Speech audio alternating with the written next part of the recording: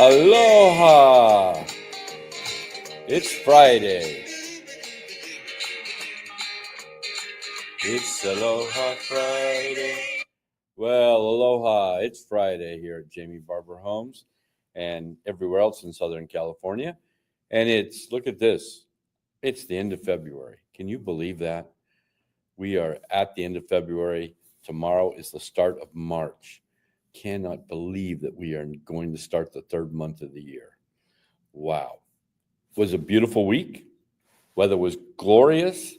I understand tomorrow's going to be good. Sunday is going to get a little wet, and the rest of the week there'll be rain on and off down here in Southern California, which we sort of need, but Southern California does not do well in the rain, especially after all those fires. Well, let's continue our discussion. We were talking about steps to selling your home last week, and I think we covered the first couple of steps. We started with set a timeline for selling your home and hiring an agent who knows the market.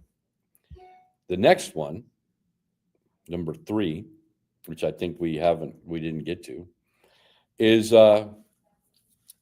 determine what to upgrade and what not to. Before you spend money on costly upgrades, be sure the changes you make will have a high return on investment. It doesn't make sense to install new granite countertops, for example, if you only stand to break even on them or even lose money. Remember, these improvements may not be necessary, particularly if inventory levels are low in your area, which they are. A good real estate agent like me, Jamie Barber, at Jamie Barber Homes and Equity Union, we know what local buyers expect, and I can help you decide what needs doing and what doesn't. Keep in mind, a fresh coat of neutral paint and spruced up landscaping are low-cost ways to make a great first impression. You want to make sure that when they drive up and they see your house, they go, whoa, that's someplace I want to live.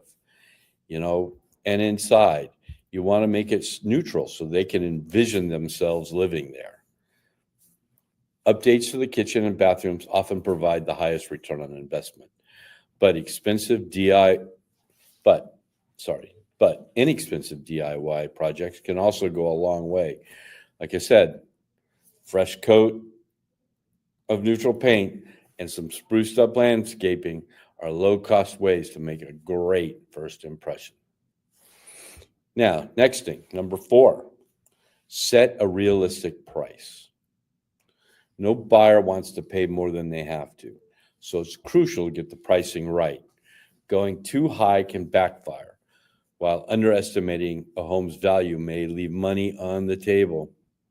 To price your home perfectly from the start, consult with your real estate agent. This information about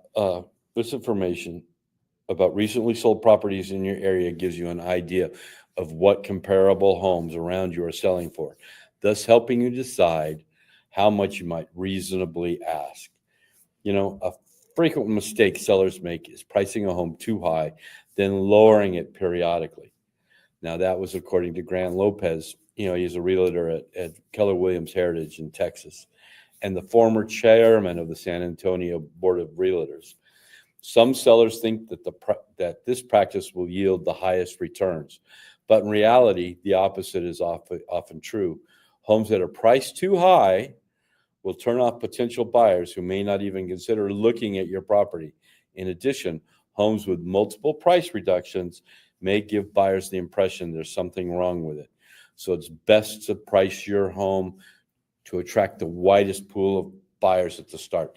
So that's why we do a comparative market analysis for you.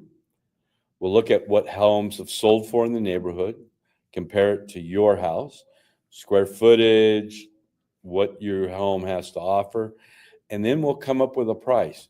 Because again, you don't want it to sit on the market and have to lower it, because like I said before, that gives the impression there's something wrong and you're lowering the price. And you don't want to price it too low so that you're leaving money on the table. We'll find that area right in the middle that'll make everyone happy and make buyers come. Because the more buyers that come see your house, the more likely it is that we will get offers above asking. And that's what we really are looking for. Well, that's the next two steps. We have a few more to go. We still have listing photos, negotiations, closing costs. So we will continue this discussion. So we will see you next week. All right. Well, might be raining on Sunday. So get your viewing in tomorrow and stay dry. It's going to rain on and off during the week, but enjoy it while we got it. All right. This is it, the end of February. You guys have a great weekend and enjoy the start of March. It's Aloha Friday. No work till Monday. Well, of course, unless you're in retail sales, you're hospitality, working in hospitality, or you're a real estate agent, we are working this weekend. Well, you have a great one. Aloha, and see you next week so we can continue our discussion on selling your home. Bye-bye now. You can contact me in the information below. Okay.